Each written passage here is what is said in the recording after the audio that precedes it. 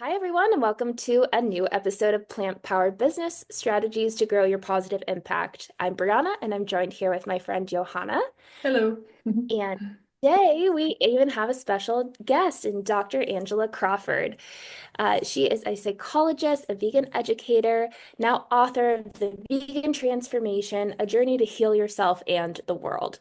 Dr. Crawford is a licensed psychologist, has been for 12 years, and now she's a vegan lifestyle educator, plant-based transformation coach, and speaker. Her new book explores the emotional, mental, and spiritual impacts of living a vegan lifestyle, drawing from her research and personal experience. She interviewed 75 people from around the world in depth about their vegan lifestyles, and those interviews revealed how values and compassion provide a foundation for professional, personal, and collective well being.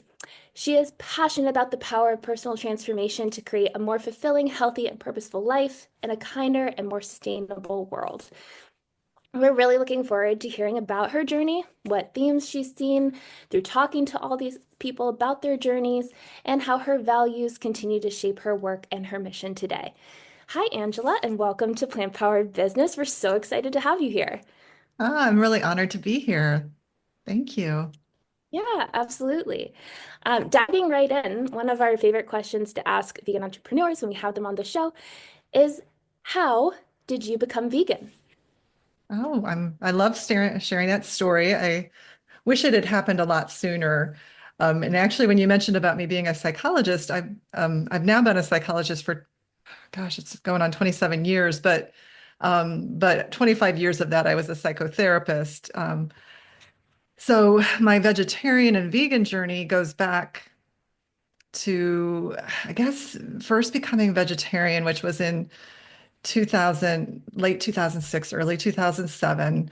I think for a lot of us, for many of us, it starts with becoming vegetarian first, although I think more and more people are doing the vegan right away. But for me, that's how it started. I learned about workers in a meat processing plant through this special that was on TV, and it showed their working conditions and that they were injured a lot, and many were immigrants, and many just didn't feel they had other economic choices. And it didn't really show any gory details, but it just was enough for me to think about how my food got to me. And I hadn't really given that very much thought before. I just ate what was convenient and comforting, and I didn't really think much about that whole process. I thought I had to eat meat and dairy. I grew up in the Midwest of the United States. We're taught that, it's necessary, to be healthy and all of that. So I always ate what I thought was okay, but just what was convenient because I didn't really like to cook. But I saw this special, and when I saw how the workers were treated, I just started to feel like, I'm not sure I really like this whole industry. And I wanted to look more into plant-based eating. And I very quickly started to think, if you don't like how the workers are treated, what do you think happens to the animals and how does that make you feel? And so the next day I bought a plant-based cookbook and I made a vegetarian lasagna and I was not a cook. So here I'm making this kind of complicated recipe, but it turned out delicious. And I shared it with family. They really liked it.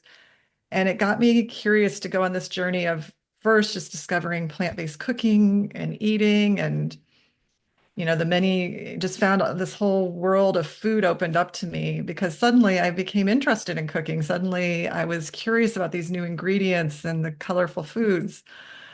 And at the same time, I was doing all this reading. I went to the library and read everything I could about the ethics and the environmental impacts and the health impacts and nutritional impacts of what we ate. And I just, first became vegetarian.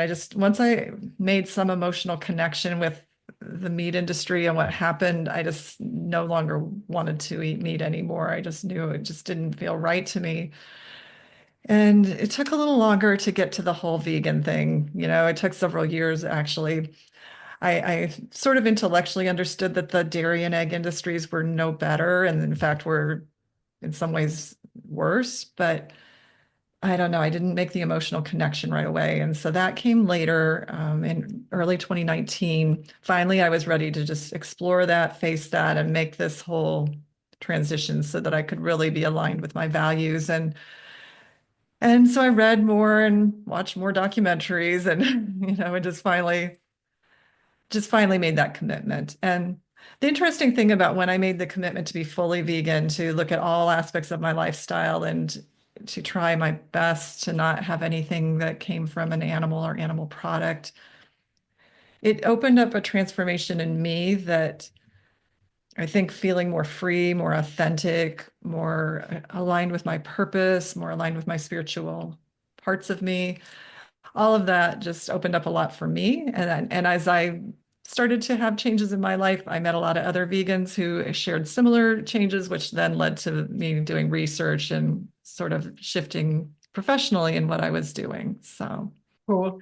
Thanks so much for sharing your journey. It's so interesting always to hear like how like unique all of our experiences and journeys are, and I like love that you mentioned the workers. Like, I mean, the topic is awful, and it's something that so many people don't understand, that it's not just like other creatures who suffer so horrifically from our food system, but also the like farmers, like yeah, workers. It's and it's about that as well, like for me, and I'm sure for many. So yeah, thanks for talking about that.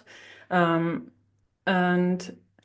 I was wondering, I mean, Brie mentioned that your first book just came out, The Vegan Transformation. And I was wondering if you could tell us a little bit more about that. Like, what inspired you to write that book? Like, was there something in the discourse or like the conversation about veganism that you felt was missing? I feel like you maybe like at it a little bit in your previous, or like what you just explained, but that would be great if you could talk about that. oh, yeah, well, thank you. So, as I had different inner transformations, and just to share a little bit about what those were, for example, I've always identified as an introvert. I still feel that I am and that I need recovery time if I'm in a social situation and things like that. But I also was very private and quiet, and I didn't have social media. I didn't have a website. When I became vegan, I knew that I was meant to contribute in some way beyond it just being a personal choice or a personal action. I felt that it touched so many things I cared about, from animals, and realizing how the industrialization of animal agriculture was affecting animals on a larger scale than ever in history. The numbers are just astonishing now. And then I also saw the climate crisis and environmental changes that are happening around us. And I see the human health crisis, where rates of certain diseases like heart disease, cancer, diabetes are just exploding. Just seeing all that, it just felt like here's one choice, and maybe it's not just one choice, but in choosing what we eat and other choices that we make every day, that this can have such a huge impact on things that are affecting us globally and personally. So realizing that, I just knew I wanted to share it. And then so it gave me, I guess, a voice that went beyond what I'd had before, where now I was writing a blog and now I was sharing things more on social media. I wanted to bring my background in psychology. I felt that, as you were mentioning, something missing. There's a lot about the health benefits of a plant-based lifestyle, and certainly a lot of solid research showing things like reversing heart disease and many other these chronic conditions. But there hadn't been as much about, well, what are the mental health, emotional, and spiritual impacts of being vegan? And I wanted to look at it in a broad perspective. It wasn't just about the nutrition piece of it, although that's part of it. It was about, what is a vegan lifestyle? How does it impact us emotionally and spiritually? So I decided to do some survey research. So I had a survey that people could complete that were vegan, and about 345 to 350 people filled that out. And then from that, I selected, 75 to go more in depth with. And so based on the surveys and the interviews, I was looking at how has being vegan affected them emotionally and spiritually and socially from their perspective. And then what were the benefits? What were the challenges? And how did they cope with those? And from that, that's what I drew on to provide the foundation for the book.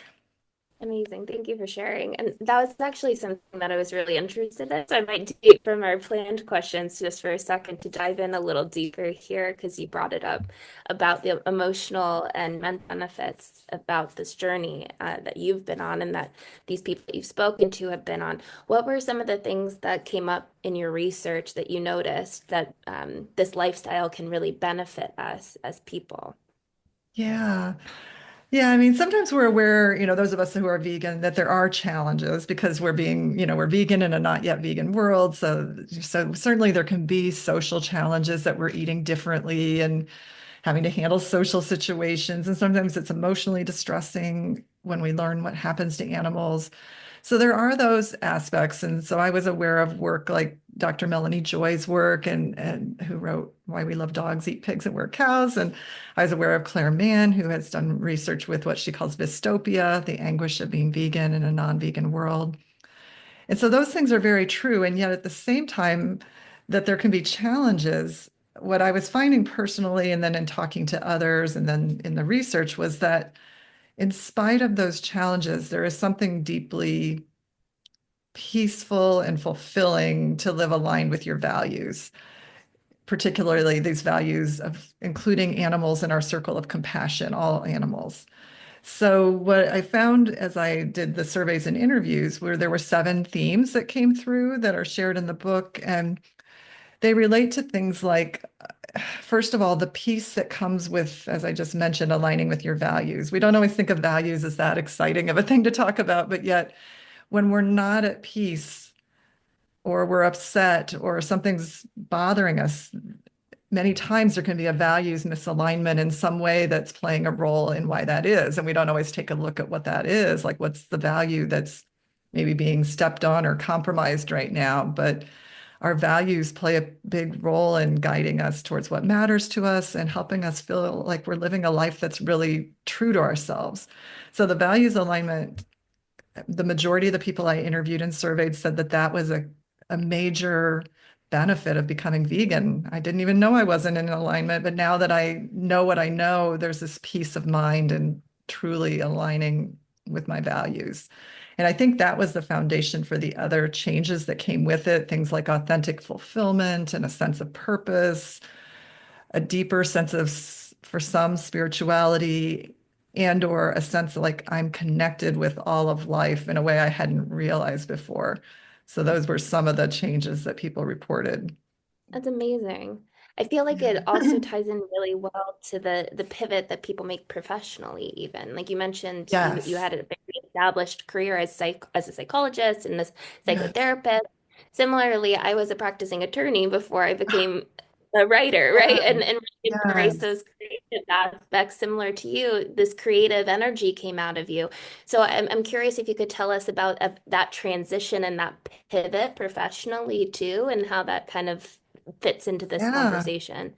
definitely. And I was going to say that really fits too with one of the chapters in the book that have to do with purpose. And so I'll share about mine in a second, but just to mention that many of the people that I interviewed, and maybe because a lot of the people that I connected with were through LinkedIn, that might have given me a lot of people that were in that professional sphere, but many that I interviewed or surveyed had made some sort of professional transition.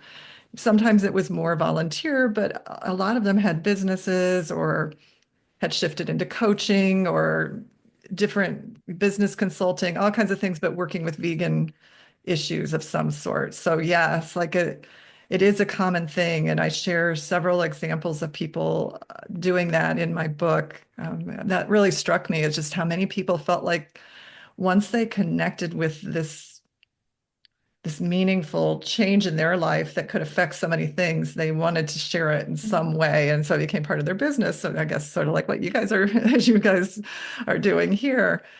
For me personally, I had been a psychotherapist for 25 years, and I wanted to draw on my expertise because I felt the psychology of what we eat and our choices and our values, it's so important, but often I think it doesn't get discussed as much. I hear a lot more about the nutrition and, more the kind of the health aspects. And I wanted to bring something, I guess what my gifts were towards this conversation. So And, I'm still evolving into what that looks like. I did a couple years ago wind down my psychotherapy practice. I loved it, but it's very intense work. And, I think I had reached a point maybe where that time had completed itself. And the book was evolving at that time too. So I was in the midst of research and writing. And so, it's been writing, it's been speaking, it's been teaching. I teach Food for Life classes in my local community, which is a program created by Physicians Committee for Responsible Medicine. I speak at Veg Fest. So and right now the book was just launched. So I'm really trying to, of course, share the message of that, which I think can speak both to the veg curious, those who are on the journey of exploring plant-based living, as well as those already vegan. So those are some of the things that are happening now. And so, yeah, like I used to be nervous about public speaking. It's funny now, like because I love what I'm speaking about, it doesn't make me nervous in the same way. So it's interesting. Yeah, I can totally relate to that. Very very much like an introvert as well. On continuing on that topic, like as a psychologist, like you understand like change and human behavior like very very well, and a lot of our listeners are creating or have vegan businesses already, but we're humans and we have like fear around change or like doing that career pivot or maybe new services or like whatever. So like based on your experience, like from yourself and working with so many people, like what would you tell somebody who might be in the middle of that like pivot or fear or like going a different direction? I know it's a big question, but yeah, like would be yeah. Could you share something about that? Yeah, it's interesting. I think for me personally, maybe not everybody perceives it this way, but for me personally, in some ways, it's been a spiritual journey because I've had to trust my inner knowing Mm. at times when it wasn't always clear cut what the next step was. But I think what I'd encourage is a combination of continuing to learn everything you can about where you're moving toward so that you can have some confidence, at least about your next steps. But I have found I've also had to have a certain amount of trust that I can't always see everything 100% before I take the next step. Sometimes I have to, I guess, listen to my heart to some degree. And so it's this balancing act of trying to be practical and obviously protect your financial well-being by having some things in place that protect that as you're transitioning, but also not being afraid to honor that inner knowing that tells you, like, I don't know, for me, it's a heart thing or a feeling of calling. It's, that if I didn't listen, something would be missing. So I don't know if other people experience it that way, but sometimes it's just taking that next step, making those next connections, learning from people that have been on this journey ahead of you. Those are some of the things I would say. And just know it's okay to feel a little uncertain. There are stages of change that we go through, and we don't have to know all the answers 20 steps ahead. Sometimes we just need to know the next few steps to at least get started. Yeah. That's true. So Yeah, true. I totally. struggle with trusting that, right, Johanna? Like Yeah. that step, I'm like, oh no. Yeah, we talk about that a lot here. Just yeah. What part of it? The I mean, well, the trusting the process and like not like well, freaking out about not knowing all the steps and yeah. I can relate. Yeah. With that too, I feel like especially with what we do, there's so much compassion, so much empathy, so much energy and emotional tie to this work. Even if you're not directly working with animals or directly working on diet change, like you're involved and you're aware. So with that pivot and the advice that you just shared, is there anything that you'd share for building that resilience Mm. throughout this purpose-driven journey, whether it's from your own experience or those that you spoke to? I'm curious about that resiliency piece too. Yeah, I think a few things. One that helps me, and that I think when I interviewed people, they reported was a big help for the emotional well-being and resiliency. First, just I think we're sort of touching on this, stay connected with your why all the time. It could be written out, it could be in, more of an image that you have, but every day remembering your why, maybe both your personal why for being vegan and plant-based and your why for your business and the larger contribution that you hope to have beyond that. I think for me, reminding myself of that. So then when there's days I'm discouraged or feel, what am I doing or whatever, that why just helps to keep motivated to keep taking that next step. And always learning. For me and many of the people I interviewed were constantly learning either more about the whole plant-based vegan world and or about the specific type of work we're trying to do. Just always learning and bringing in new information. A couple others I think that are important, self-care practices, just constantly. I think when we care about others, we forget that we have to care about ourselves too. And vegans can be especially bad at that, especially the more ethical, compassionate vegans. So remembering we're not going to thrive or have the impact if we don't realize we too are animals and have, pace ourselves, get rest, have good nutrition, whole plant foods when possible, and enough sleep and stress management and all of those practices.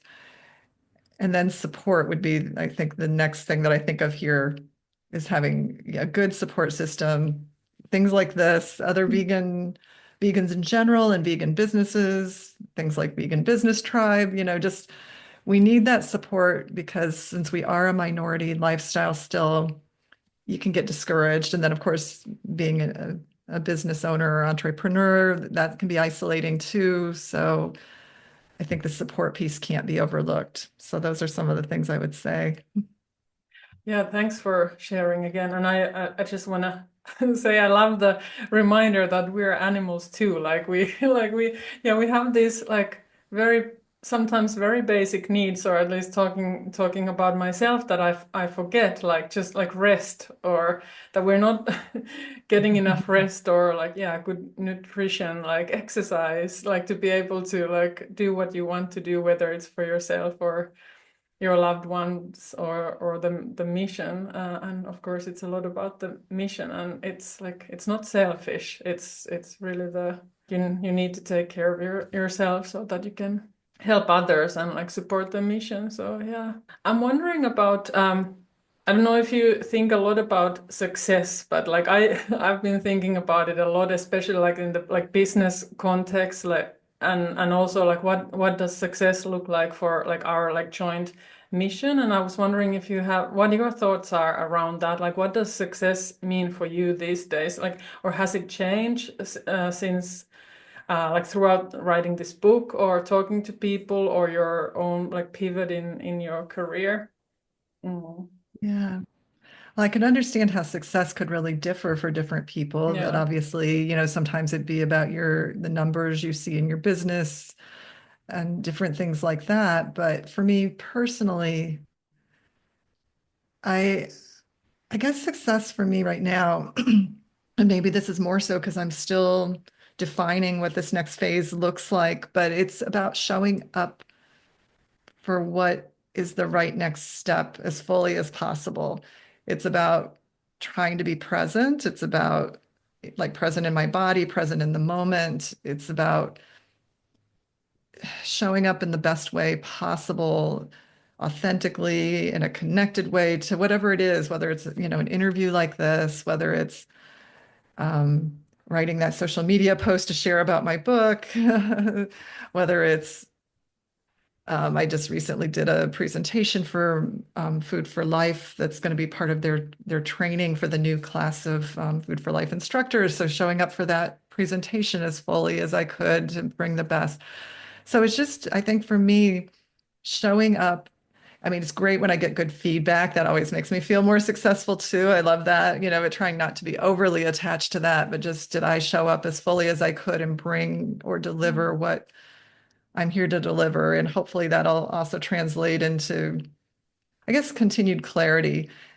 I think it's hard because some of us are transitioning into new areas that don't have, I don't know, I don't necessarily have a role model for what I'm becoming, whereas as a psychologist, or psychotherapist, I had a very set field that I could look at and see what that looked like and know day to day. And now I'm evolving into something a little different with speaking and teaching and writing that I'm still seeing, well, how does that look exactly? So I'm just having to show up the best I can until I get more and more clarity. Oh, I love that. And just personally, I want to take a minute and thank you for defining success because I think that gives permission to so many entrepreneurs to celebrate the small things. I think so Yes, often success is achieve, achieve, achieve, achieve, and like, go yes. up the ladder or be the Yeah. flashiest on social media or whatever it is. But just being present as success, I think that gave a permission to a lot of our Yeah. listeners that I just want to thank you for because it's something that I struggle with remembering. So thank you for defining it that way. Yeah. Yeah. Yeah.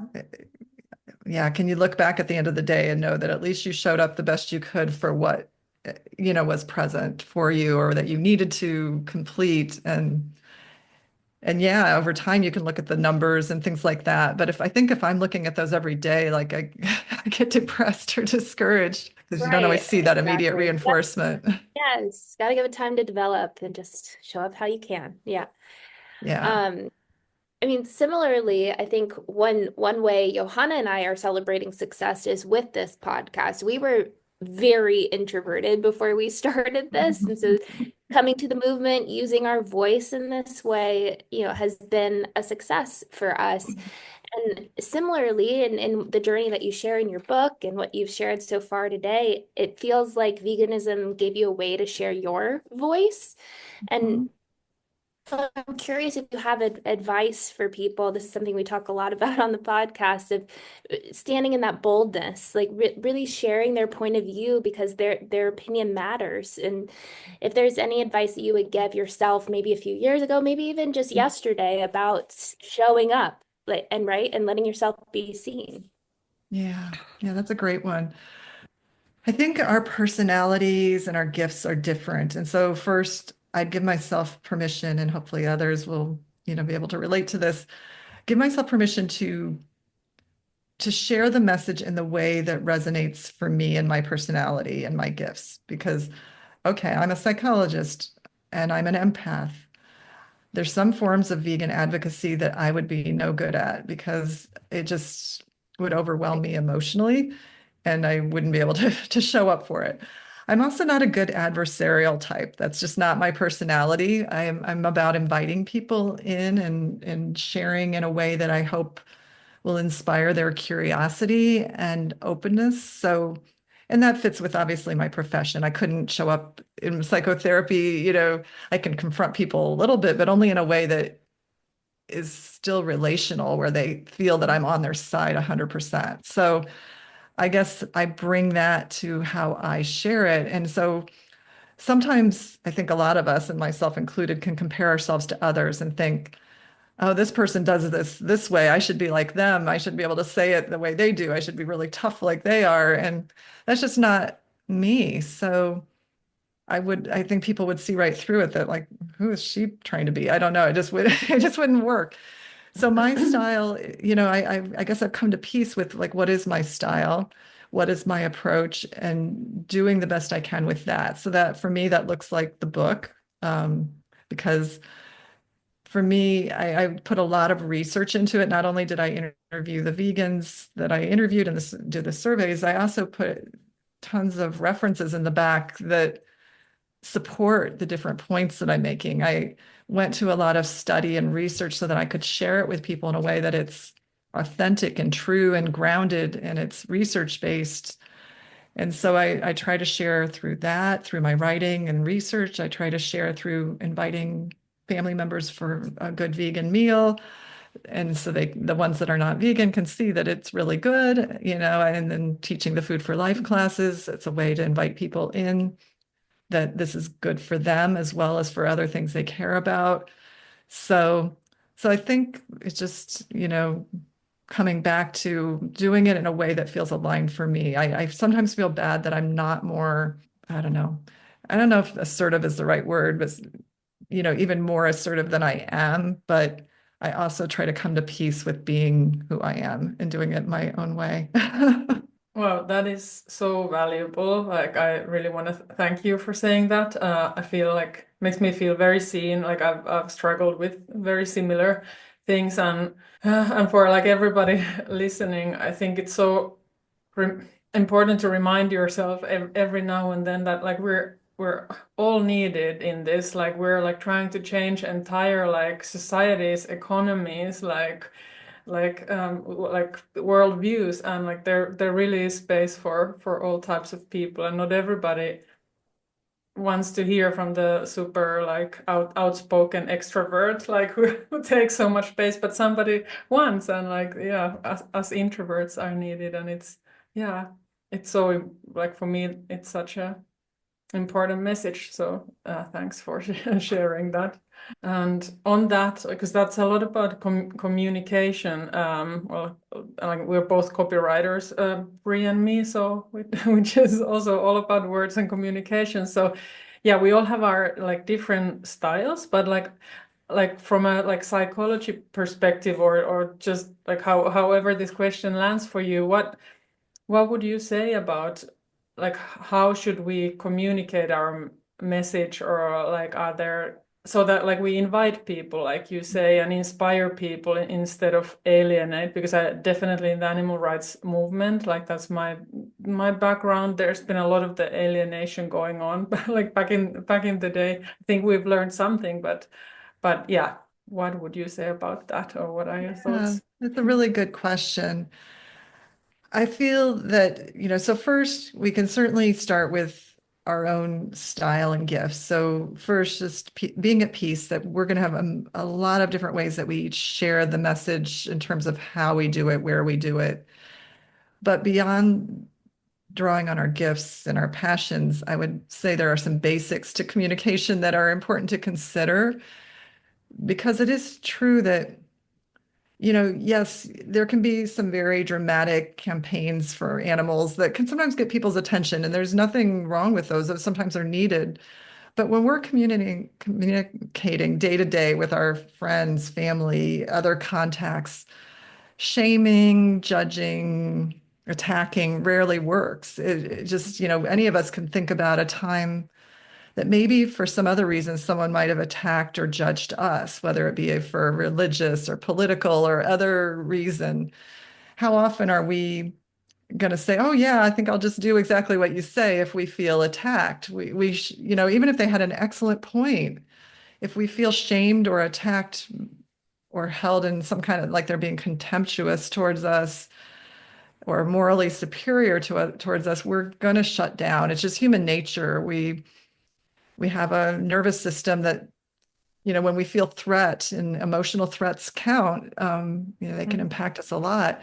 We tend to go into fight or flight or freeze. We either shut down or we fight back or we want to get away. And that's just natural. So, for us as vegans, when we get upset about this, what's happening to animals, which is very understandable, we have to work through our own emotions, have tools for how we process that, so that when we are speaking to others, we can do it in a way that they can receive it more. Because if we're either attacking them or we're overwhelming them with too much information all at once, they're likely to shut down rather than hear us. And so I've found some things that, based on communication research and what people have shared with me, is, for one, meet people where they are. Like, what are their interests? Where are they at with this? Are there things they're curious about or have questions about, rather than getting annoyed that they're asking, even if it's a question we've been asked a million times, trying to answer it. And think back to when, we were not vegan. How did we feel, or how did we see it? Maybe we had that same question, even though now it seems so obvious to us about protein, for example. Yes, there's protein in plants, but we didn't maybe know that at one time either. So the cultural narratives just are so dominant. So, meeting people where they're at with the interests they have, the questions they have, sometimes sharing our own journey and story, like using I language. So rather than, like, I find myself sometimes wanting to lecture or something like, "Oh, well, this and that other thing, animals suffer in this way, and don't you know this or that?" But I don't know that that's as effective as if I were to say, I wondered that same thing too, but as I became vegan, I discovered that this happens and that happens, and it really deeply affected me once I realized it. And so as you're sharing it more in I language in your journey, it gives the person time to process it without feeling immediately attacked. So I mean, those are a couple of things that I would recommend. We're trying to be assertive, which is respectful but clear and direct, without going into being aggressive, which is attacking, or being too passive, which is like not feeling we can speak up at all. Yeah. Absolutely. It's such a delicate balance. I'm in the US too, so especially now, I feel like many of these conversations in the US have to walk this delicate balance, right? And something that I really resonated with your work too, as someone that works in animal welfare niche for an animal nonprofit, and my clients are, right? And so I'm always curious about how others view the inclusive nature of including animals in that circle, right? Where we're Mhm. including all beings in our level of compassion. You mentioned that the gateway to you was kind of learning about the workers' rights, and that had a human aspect, and then you dove in and you realized animals, and so your circle expanded. I feel like that's a really common almost journey for a lot of vegans. They come in at one point, maybe it's health issues, maybe it's worker rights, maybe it's the economy, right? Egg prices are crazy. And then Mhm. the animals in their circle grows. So I'm wondering if you have any thoughts on what you just shared with having these conversations, and how people in the pivot, whether it's personally or professionally as they're changing careers, how their circle grows and how that impacts their mindset along the way. Yeah, I think you're right that there's a whole range of reasons people come towards this vegan lifestyle. And I'm thinking of people in my own life, the veg curious friends that I have. I would say that many of them, the health aspects are a huge part of what draws them initially, even though they have at some level and a thought about the animal part, the animal compassion piece of it, but they haven't quite made that connection yet. And I feel that there's something about when we're not eating animals anymore that can open people up to making that connection more fully. Because I think as long as we're eating animals and we feel that maybe we need to eat animals for some reason, there's a part of us that has that disconnect that can't quite face what happens to them. I mean, that seems to me that commonly the case anyway, that just we might know it intellectually, but we've disconnected the emotional part of it. And then when we quit eating them, no matter what the reason, that's why I encourage people to embrace. It doesn't matter why someone is moving to this lifestyle, they're still helping animals, no matter what their original reason is. And so often, for example, in my interviews and surveys with people, was even those that had started more for health reasons or other reasons, environmental, they came to that animal compassion over time. They started to feel that they were willing to look at what happens in the animal agriculture world, and they were willing to face that and feel that. And when I asked people what made them become vegan and then what made them stay vegan, while becoming vegan, compassion for animals was like 85% or something. When it came to what made people stay vegan, it was, 95 plus percent. So among other things, there were other factors too. What I found was what made people stay vegan, animal compassion was the top thing, but there were several other factors, like people tended to multiply their reasons over time and have a lot of reasons that made it compelling. So I think if we can embrace people wherever they are. And once they are not eating animals, that's a great time to maybe like raise their awareness about that animal piece. If they haven't, the animal compassion part, if they haven't yet made the connection, because it'll give them that much stronger reason to stay with this lifestyle if there's ups and downs. Because that's another factor, is research does show that people that regress away from veganism, it's often that it hasn't become part of their identity, and they might just have like a health reason, but then maybe it doesn't go exactly how they think or whatever. And so then they go off not being vegan. But those that have made a connection for multiple reasons, including ethical, tend to be more likely to stick with it over time. Yeah, that's like So I've been vegan for over 20 years already. Like a long time ago, it became like it's such a part of my identity. It's like there's like um, absolutely no need for me to motivate myself. It's just like Yes. it's just like who I am. And yeah, like thanks for sharing that like more kind of like yeah logical part, like what makes it like stick for people, because I recognize that I have a really hard time sometimes like understanding or relating to people, especially who have been vegan for a while and then aren't anymore. Yeah, that's interesting. Like actually, like so many like questions coming up, but there's one I really want to ask you, and I hope I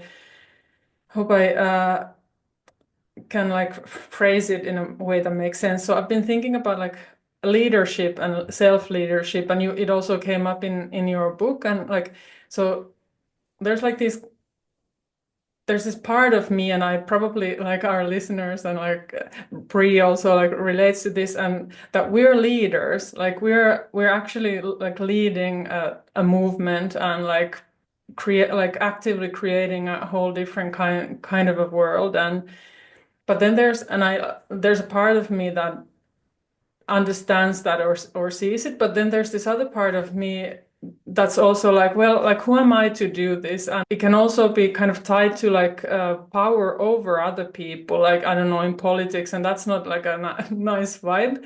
So I kind of feel like the struggle in embracing my like leadership, like in my business or in this movement. And I guess it's also tied to like self-leadership. So do you have any wise words for me or like anybody else in how to like really own that like leadership that like I think we need to like in what Yeah. we're trying to do here.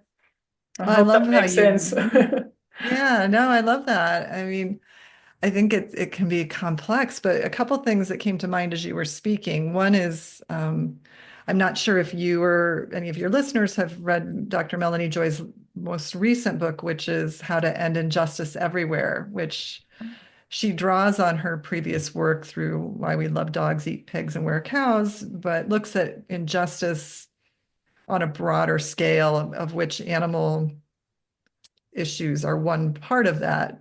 But she speaks exactly using that term that you just used, power over versus Mm, power with. And so I think what's interesting is that leadership can have different forms. There can be the power over leadership that we see certain people use. And that power over leadership is one where I have to dominate and be right, and you have to be less than, or, you know, but she describes a sort of way of being in the world, a sort of leadership that's called power with, I believe that's how she described it, where you can be a leader in the sense that you are, I mean, I guess there's different ways that leadership works, but certainly self-leadership, as you're saying, that we are honoring our own knowing and values to live a certain way. And then sometimes we're in a position where right now, as forerunners in a movement, we're leaders in the sense that we're modeling what's possible. And so to me, I mean, I can resonate very much with the struggle you describe, because those of us that are very compassionate and want to create a more compassionate world, we don't necessarily see ourselves as leaders most of the time, because we have that old paradigm, mm, that paradigm of often quote unquote masculine power, the more toxic version of that. And we just don't see ourselves fitting into that or even necessarily wanting to fit into that. But I think there is another form of leadership that is, we've seen it modeled by some people, it's evolving, it's growing. And so maybe we can look to that as our way of thinking about leadership. Doesn't mean we have all the answers. It doesn't mean we're telling other people what to do, but we're being forerunners for something that I believe over time will be shown as the just and ethical and healthy way to live. And so there are days we don't feel that, and there's days we're discouraged, or we don't feel like we have what it takes. And yet I guess we each have our own gifts to bring. And if we don't bring our gifts forward, something's missing. Oh, what a good note to end on. It's almost a call to action of bring your gifts forward. yeah. Everyone that's listening to this, please, we need you in the movement to lead with you as we all do the work. Thank you so much for joining us. Before we sign off, I want to make sure that if there's anywhere that people can or should connect with you or where they can find your book, that you share that with us. Oh, awesome. I'm very happy to.